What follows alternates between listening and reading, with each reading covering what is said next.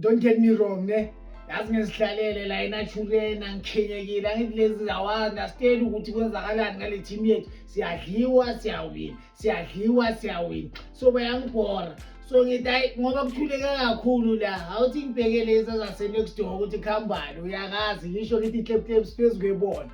Hayi bo mangithi i-claps ngiyabona kunomuntu osogoliswa igate lapha yangithi ya I wonder ubani lo baba uKhoza azomchikayo lo lahla isikhiya sakhe.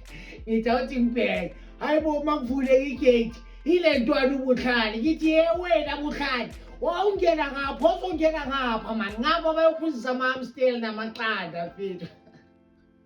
Athi hayi bracket bekusekhulume nobaba uKhoza and vele le team yakho wena idliwa kakhulu and nabona mthuthu.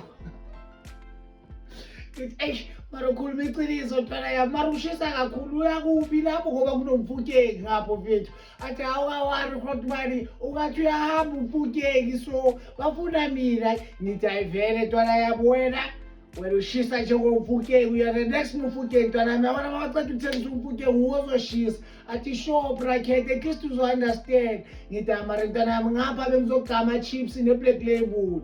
Athi Hotman lami ngiright ngapha mangizidlela amaqanda ne-amstel. Ngithi ayifeni ntwana yami ngithi manje uzohlala for how long ngapha mfethu ungajampeli ngapha. Athi bathi 5 years ngithi yo sasenkingeni la ube bujojo ntwana yami. Athi ngiyabonga bracket isho ivula ingena phakathi hayi ngisho ngithi i-claps ngithi yo ayisisenjeni thina la yo.